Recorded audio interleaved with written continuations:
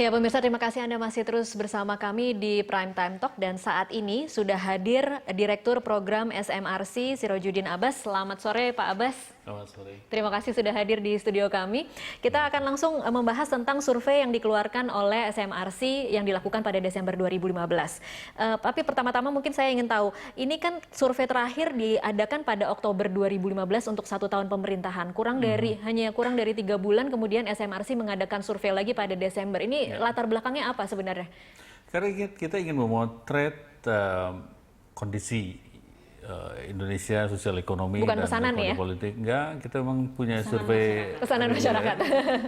Pesanan dari seseorang ya, kira ya enggak lah. Kita ingin memotret secara berkala situasi terakhir Indonesia, politik ekonomi dan soal keamanan gitu, hukum.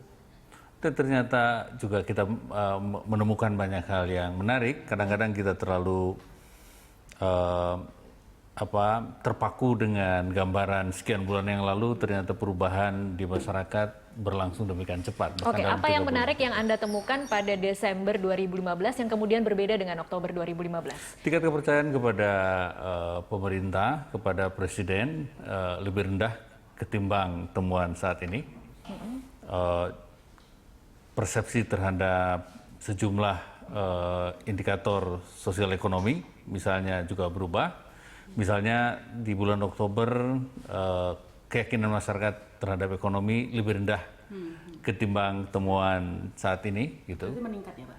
Meningkat. Lebih baik, lebih positif. Apa yang terjadi gitu dalam 2 bulan sehingga persepsi masyarakat ini masyarakat yang sama atau masyarakat yang berbeda nih Pak? Tentu saja masyarakat Indonesia kita melakukan Maksud survei saya terbuka. responden yang sama dengan pada Oktober 2015 atau responden yang berbeda? Berbeda. Oke. Jadi apa penjelasannya kemudian Pak dalam jangka waktu 2 bulan persepsinya bisa begitu berubah?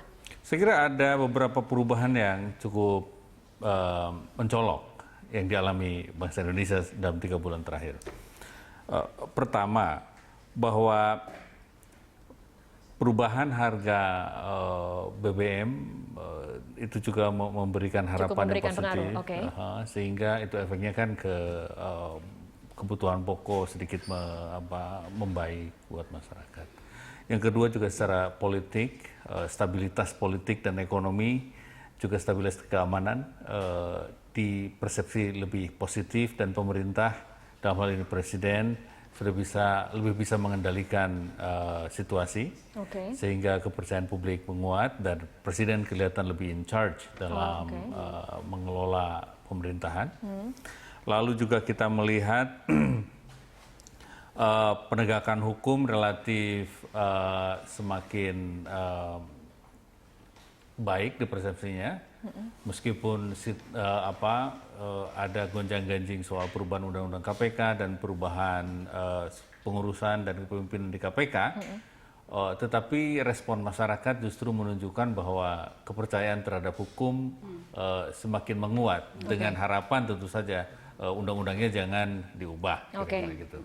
Oke, itu. Mbak ini mungkin bisa membantu apa yang kira-kira bisa menjelaskan perubahan dari survei hasil persepsi masyarakat pada Oktober 2015 dengan Desember 2015, jangka waktu yang sebenarnya sangat pendek, tetapi kemudian ada kepercayaan yang menguat. Apa benar hanya harga BBM yang diturunkan? Tidak.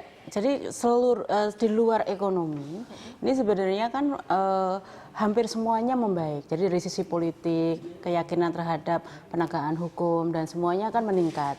Nah, yang relatif masih menjadi PR ini memang tinggal ekonomi.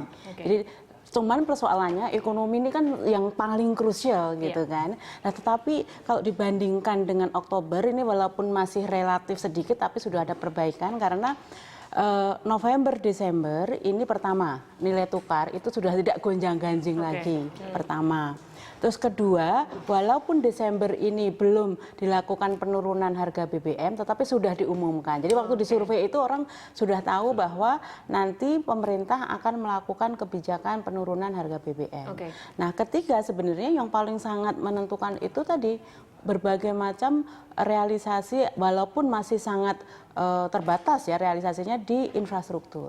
Apalagi pemerintah sudah mengumumkan bahwa proyek-proyek infrastruktur di 2016 itu akan dimulai sejak awal tahun. Tidak lagi seperti tahun-tahun yang dulu baru semester 2 ini prosesnya baru tender dan sebagainya. Maka walaupun kemarin memang kita juga mengkritik ya bahwa pemerintah di akhir tahun mengambil utang luar negeri lagi, tapi memang ini untuk cadangan percepatan infrastruktur sejak awal tahun. Nah, ini memang yang menimbulkan tadi perubahan optimisme dari masyarakat. Oke, kalau menurut analisa Mbak Eni sendiri, apa yang terjadi selama tahun 2015 itu betapa mungkin pemerintah memang berat sekali untuk mendongkrak ekonomi. Itu memang karena faktor global atau kebijakan yang dua-duanya. Jadi kita tidak mungkin sepenuhnya menyalahkan global, tapi kita juga tidak bisa menafikan bahwa tekanan global ini sangat berpengaruh terhadap ekonomi Indonesia. Pertama, dari sisi moneter kita menghadapi ketidakpastian kebijakan Amerika Serikat, di mana akhirnya di samping faktor fundamental kita memang masih defisit neraca pembayaran kita, tetapi ditambah lagi ketidakpastian kebijakan Amerika ini kan menimbulkan berbagai macam spekulasi, sehingga itu yang menyebabkan gonjang-ganjing nilai tukar kita luar biasa. Itu pertama. Nah, yang kedua, dengan berbagai macam perlambatan ekonomi global, ini dampak langsungnya kan sebenarnya harga komoditas. Mengapa? Karena hampir 80% kita itu ekspornya masih komoditas, sehingga begitu harga komoditas ini anjlok dan belum mampu pulih, maka sudah pasti kinerja perdagangan luar negeri kita ini betul-betul sempoyongan gitu kan. Jadi kemarin betul bahwa Januari sampai Oktober kita surplus neraca perdagangan ya. Tetapi surplus itu bukan karena kenaikan ekspor, tetapi karena impor yang turun drastis. Nah, karena impor turun drastis itu yang menyebabkan industri manufaktur kita ini tumbuh di bawah pertumbuhan ekonomi nasional. Kita hanya tumbuh 4,33% rata-rata sampai dengan kemarin triwulan 3. Nah, itu yang menyebabkan tadi angka pengangguran meningkat gitu. Oke, baik. Saya ingin kembali lagi ke politik, ke Pak Abbas. Ini kalau dari hasil survei bila pemilu diadakan saat ini, nama yang keluar adalah Joko Widodo 21,4%, kemudian Prabowo Subianto 11,8%, dan ada nama SBY 3,2%. Apa yang jadi penjelasan nama SBY yang sebenarnya tidak mungkin lagi mencalonkan diri sebagai presiden tetap keluar di urutan ketiga? Well, itu pertanyaan terbuka tanpa daftar nama. Tanpa daftar nama, oke. Jadi masyarakat yang memilih sendiri. Masyarakat yang menentukan sendiri. Itu artinya masyarakat sampai saat ini memang belum punya alternatif calon pemimpin baru selain Jokowi dan nama-nama yang sudah sangat populer itu.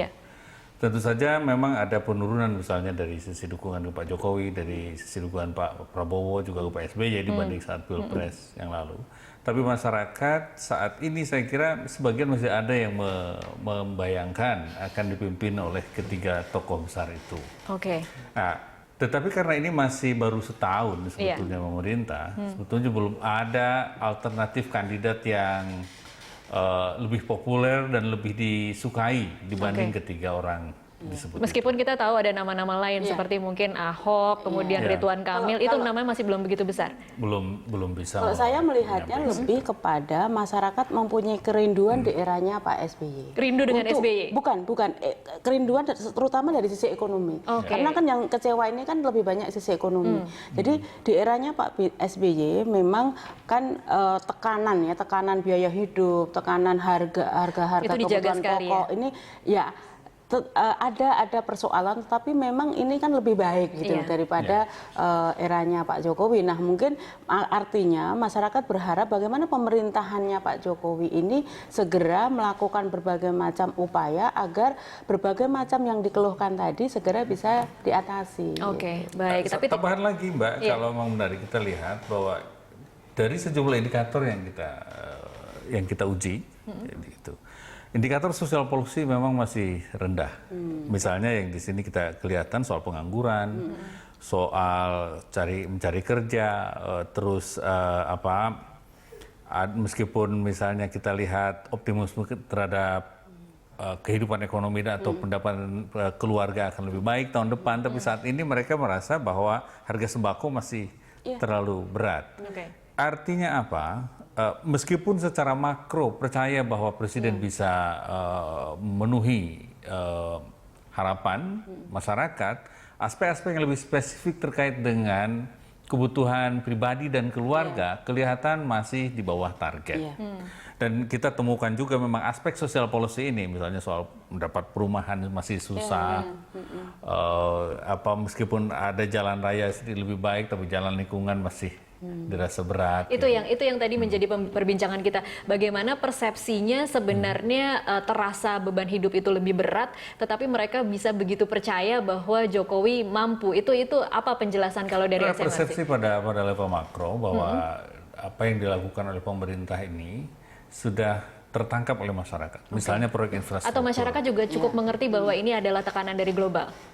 Saya kira realistis sekarang, apa yang ditangkap oleh masyarakat itu, meskipun baru statement politik, meskipun pemerintah sudah berusaha gestur, misalnya, sudah kelihatan ininya. Misalnya proyek infrastruktur, kita semua orang tahu juga bisa menangkap berapa efek dari investasi infrastruktur terhadap penciptaan lapangan kerja baru, terhadap pertumbuhan industri sampingnya, gitu.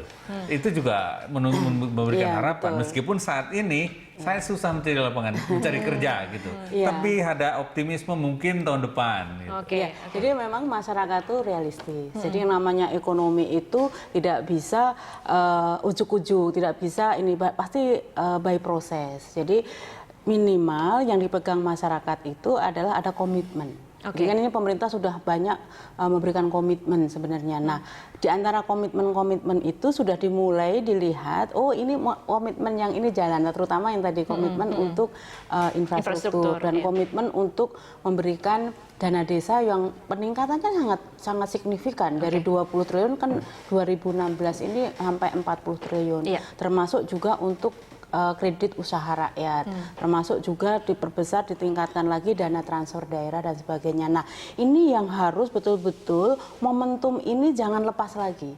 Artinya apa? Bagaimana nanti realisasi dan implementasi berbagai macam komitmen yang sudah mendapatkan trust lagi dari masyarakat tadi, ini dijaga betul. Baik, kita akan lanjutkan di segmen selanjutnya. Pemirsa tetaplah bersama kami.